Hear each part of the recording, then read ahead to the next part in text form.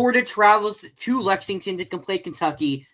Is it 7 or 7:30 kick? 7, right? No, 7:45. It's a good question. 7:30 on 7:30. Is SEC it SEC Network? Yeah, it is SEC Network. But it is usually, you're right, that is usually a 7:45, but it's 7:30 for whatever reason this week. All right, but Florida travels to Lexington to play 7:30 game on the SEC Network. Kentucky, they're not good, but they've been playing some close football games with teams. Obviously, they got that win over Auburn at Auburn too in just a game no one was talking about. I didn't hear a single conversation about Auburn, Kentucky before that game. And then I'm just driving back and I check the halftime score and it's 3-3. And then I get home and I see the end of it and it's just Auburn actually lost. Like, I didn't even realize that was a game happening this weekend. But Kentucky, they took Texas to overtime. They lost to Ole Miss by 7. Like, they've played some close games. Cutter Boley is like, he's kind of got like a little bit of a dog in him. You know what I mean? Like, I watch him play and it's like, he's not the most athletic guy. He's not the most fundamental guy, but like, he's able to make some plays when it matters. And with the Texas game, he got a touchdown or got a field goal range or whatever it was late in the Texas game, made some big plays to send it to OT, and then was able to make enough plays in the Auburn game to get them the lead and their defense held on. So I'm not sure if this Kentucky team is really just good on a good defense, or, you know, if they just have that dog in offense, or if they play to their other team. And you look at that Auburn game, Auburn starting Ashton Daniels, that was Jackson Arnold hurt or benched? Benched. Okay. Yeah, he got benched he got benched after the pick 6 against Arkansas, and then they won the game. That's right. With Ashton Daniels. Yeah, that's right. So, they shut down Auburn's offense, which just hasn't been good. They were able to do that as well against Texas, and I mean Tennessee scored a good bit on them, but Tennessee's offense scored a real good bit on Kentucky as well. So I kind of think Kentucky just plays to their opponent.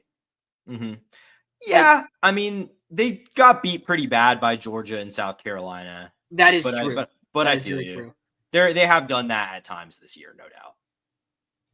Now, the question is going to be, are they feeling more confident after getting their first SEC win, or are they going to be coming off a high of getting their first SEC win of the season? Yeah, I don't really see it here. Like, I think that, like, nothing they showed against Auburn. I mean, they scored 10 points against a good defense. Like, okay. I mean, you won. It's not ideal. I mean, I think, like, their passing game, like, yeah, Cutter Boley's kind of had his moments, but, like, on a down-to-down basis, their passing game hasn't been that good. Seth McGowan's solid running back. They've been a little bit more consistent in that regard, but still not a very good offense overall here. I think defensively, the thing that interests me is they've actually been semi-solid against the run.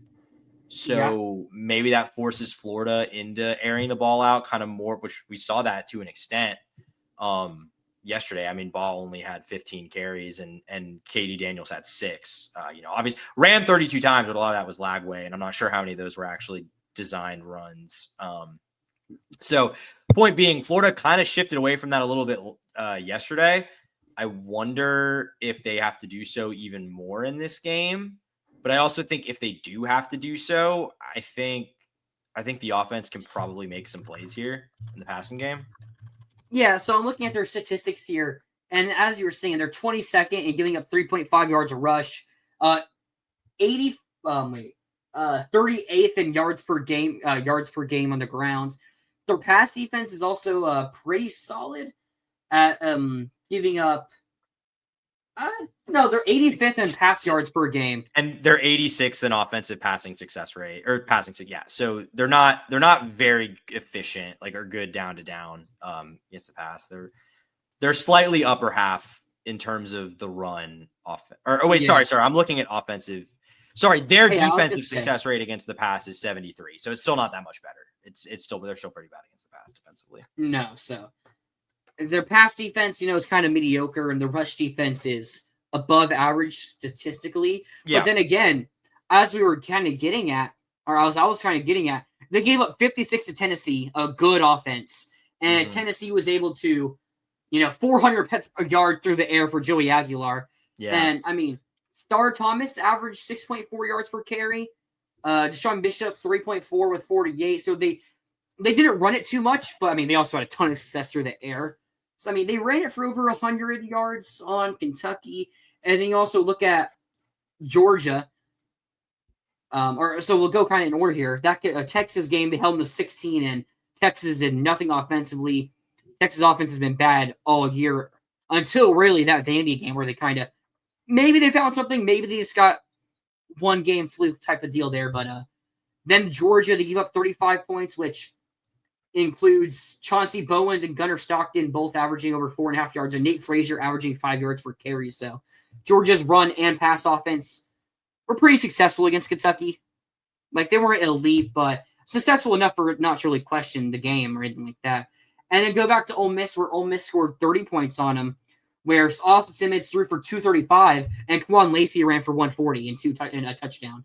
Austin Simmons also ran for 44 yards and a touchdown.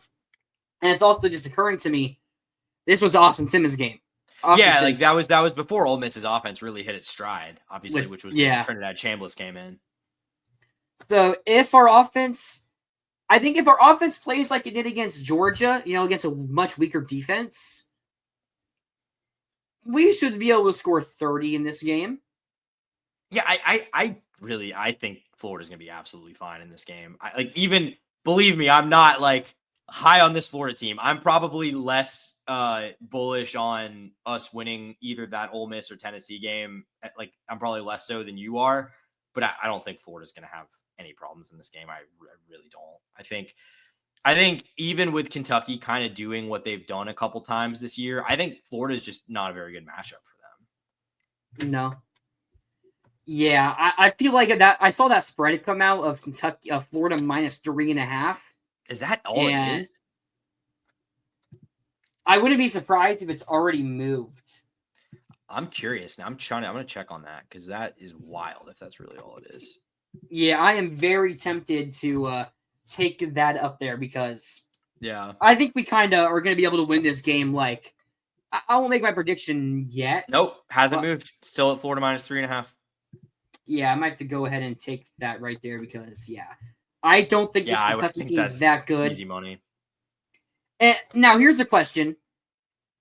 Does Florida give up? It's something we talked about for 2 years under Billy Napier here, where they lost the game.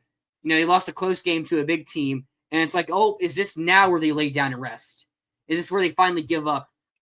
Because I don't see why they would after the way they came out. Like, if you don't give up after they fire the coach when you're 3-4. Well, it's still, you're playing Georgia.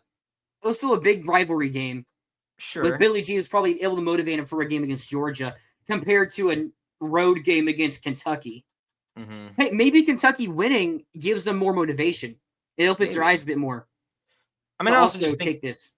Like, you got to think, though, as frustrating as that result was yesterday, you got to think it also gives them some confidence they can win these games. Maybe. Because you just took a really good team to the absolute wire. Yeah, Noids are here. We are terrible at away games, but Napier is gone, though. And I mean, we haven't been terrible at away games against bad teams. Yeah. Napier just didn't have any good. I mean, we haven't been good. We weren't good at anything with Napier, but like the bigger issue with Napier was like 0 signature road wins. I mean, because we talked about it, like his best one was like A&M first year. Yeah. Or South Carolina.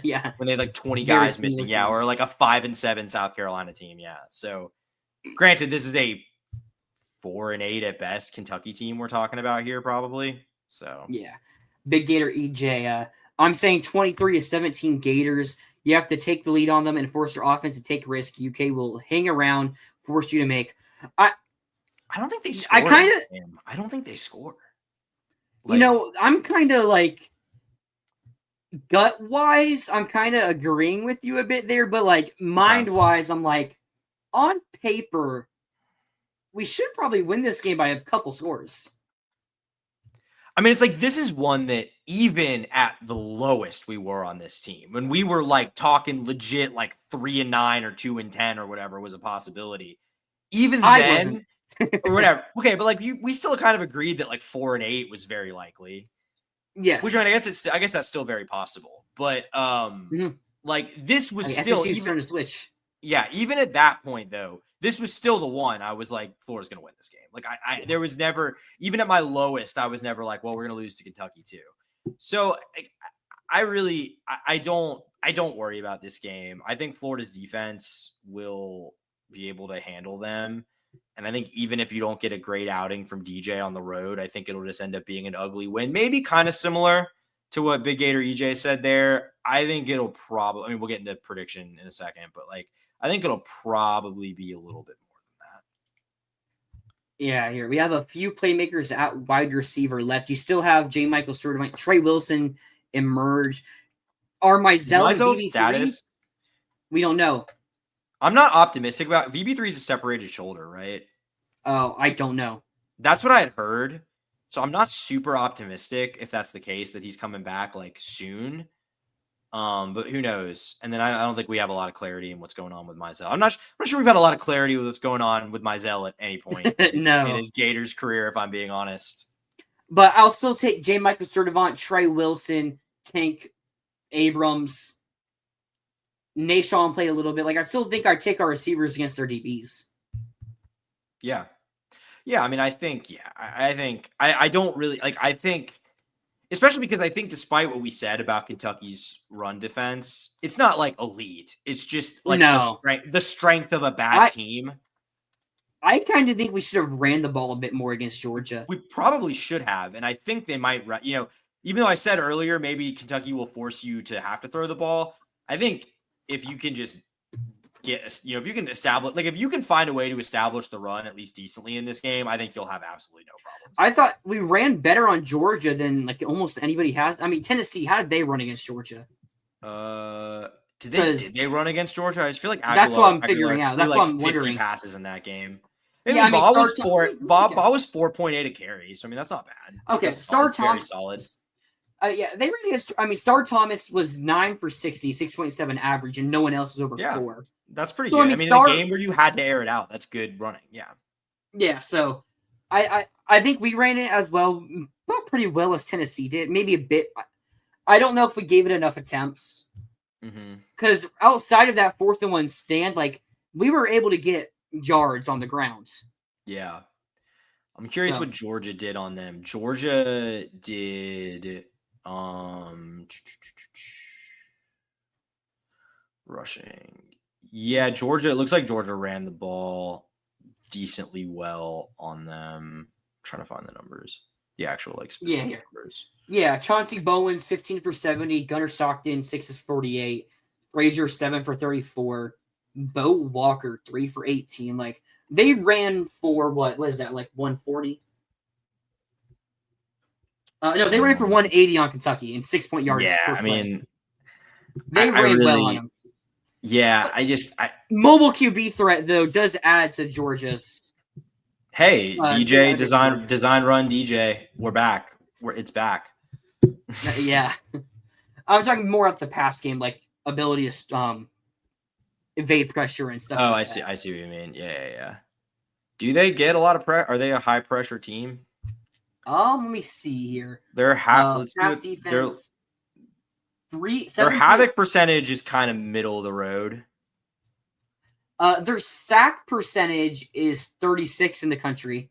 Now they've also played bad offensive lines in back-to-back games against Auburn and Texas. Yeah. So, and you said their havoc like there's probably their havoc is like their havoc's like 50. Their havoc's like 50th percentile, like right around 50th percentile. I'm pretty sure I'll say Kentucky's O-line's pretty good, isn't it? It's solid, right? Well, I mean, they run the ball decently well, so you'd have to assume it's pretty solid if they're running the ball decently well in the SEC. So, I think if Kentucky's able to keep our offense at bay, keep this a one-score game, and we get to the 4th quarter, and we've seen it against Kentucky, we saw it against Georgia, against Miami, against A&M, against everyone basically we've played. Our run defense does get wear down. Mm-hmm. So if they're able to keep it close, I think that's something that it could get. But it's also like if they can't throw the ball and we can just commit to the run, can Cutter Boley continue to make plays? A couple plays. That's kind of. I question the ability to be honest with you. Yeah. Like Georgia's offense is really good. I thought the defense did a pretty good job against them yesterday. Like if you get a similar performance, I don't think they'll have any problems. Like I agree with you, but like there are a couple things like under the Napier tenure, these are the types of games where they've probably been a bit closer. I mean, you're right. Than you would want. But I mean, last year we beat them by 28. Yeah. Yeah. I mean, Napier's record against Kentucky, Napier had a losing record against. He was 1-2, right? Okay, well, I mean specifically level of team. Like this is the worst Kentucky team. Yeah. Of the Napier tenure. It's not even Napier tenure anymore, so. Yeah. But I guess let's get into our picks here. I feel like you're a bit more confident on yours, so I'm gonna let you make your pick first. Yeah, that's weird. This is a rare dynamic. Usually it's the opposite. Yeah, I mean, I think Florida might have some troubles here. I think maybe it's a little tight early on. I really don't see it. I think the one thing you could point to where maybe Kentucky makes it a game is their run defense, which like Big Gator EJ said, maybe they load the box, force DJ to make some passes. I question. First of all, I think even with the injuries you've got, I think if you load the box against this Florida team, they will just cook you over the top with Trey Wilson. Like I mean, you'll have to ask DJ to make those throws. He still made them at points yesterday. I think Florida is going to be mostly fine here. I see this one being like 31-14. Whoa, okay, yeah. So you like us a good bit there. Yeah. It's hard to predict whether this is still going to be similar to the Napier tenure or not. I mean, the Georgia game was a very Napier-like game there. Lose a close one. Defense just can't hold at the end because the offense was not able to score. But so it's like, do I keep the same philosophy I would if Napier were the coach? I'm gonna say I'm gonna go a little bit in between. I'll say we win 27-13. Okay, so you're where we win by 2 scores. You don't think it's like a 2+ score win or 2-score win. But like, I think that could also just be like a late touchdown to put it away in the fourth quarter, where it's like if Kentucky gets a stop, it's like, oh, it's still a 1-score game. They could, but it's also like, I think we're gonna control it, and 27-14 is a couple field goals as well. So a couple of field goals that should have been touchdowns, even like until I see us able to do it to that team, to the Kentucky level team. Which Billy G could. Again, it's just we only have the 1 game sample size with Billy G as a coach. And it was a very Napier-like game. Now it's Georgia. That's going to happen most of the time. But that's why I'm kind of going in between to where we do win by 14. Mm-hmm. So 27-13 is my prediction. I think that's fair. Yeah, I mean, kind of like Noah here. I'm not that confident, but I think like 23-14. I genuinely think we can score a little bit more points than that. Like I look at like what we did. I look at what we did to like Mississippi State. I think we can. I mean, maybe, but I think. Look, I mean, Florida's actually pretty good offensively in the red zone when they can get to the red zone. More of an issue getting to the red zone. So we'll see. But I kind of think they can score 30 in this game. I mean, look, you put up 20 on Georgia. It looked like you were kind of on pace to put up more, maybe. So I mean, I think if you can get a similar effort, I think you can win this game pretty handily. Yeah. So it's going to be interesting because I could see just laying an egg here because of, this could just be it. New code. I mean, you're not. I don't know. Well, if you lay an egg here, you're probably losing out. I mean, I feel like you're probably going to lose out if you lay an egg here. Maybe. I mean, you're worrying about like the team quitting after a 4-point loss to Georgia. I think an any point loss to Kentucky would do that. Yeah, but are they going to quit in a rivalry games against Tennessee, FSU, and then that Ole Miss game is a big time game? I don't know. It's weird. I mean, the Billy Napier tenure, I've seen a lot of weird things where we lose to Arkansas, then lose on a 4th and 17 to a top 10 Missouri team, and then play a close game with a top 10 FSU team. Like, it's hard to say under Billy G tenure because we haven't seen it, but. If I'm basing this more so off the Billy Napier era, because still his roster, he still coached a team for the majority of the season and everything like that. So it's going to be weird. It's going to be interesting to see what happens here. I mean, I could see us, as you said, 34. I could see us, even doing even worse or even better. Like I could see us being like a 41-10 game. If like I'd be a Billy little G surprised really if we have that much offensive success. But again, maybe like I'm not sure Kentucky has the DBs to like hang with a guy like Trey or even JMS. Like I think, and was Trey just like a one-time game? I mean, I feel like we've been yelling for a while that Trey is capable of doing that and just hasn't been utilized in that manner. So we'll see. I don't really think so, but we'll see. Yeah, Rob, this is a 17-13 game at best. Like, I think we score a bit more, but like, I feel it a little bit. I feel the pressure. I think I've been convinced by others to maybe be a bit more worried, but I don't know. We'll see. It's just so hard to predict. And yeah, UK is Georgia, South Carolina, Kentucky. Mm-hmm. I think this game matters. Yeah, I don't think that really plays into it. To be honest with you, I don't think it I'm being gonna a say future permanent rival matters that much. 6-3 Dallas Wilson, 5-10 Tank Hawkins being the replacement there. And that's like that's more on Nashawn, or I mean Abrams also isn't really that tall, but they like him a bit more in that role. Sort of. I'll say if you can get one of VB3 or Mizell back this week, and I don't know how likely that is in either case, but if you can get one of them back, I think that's huge. I think that would make a big difference.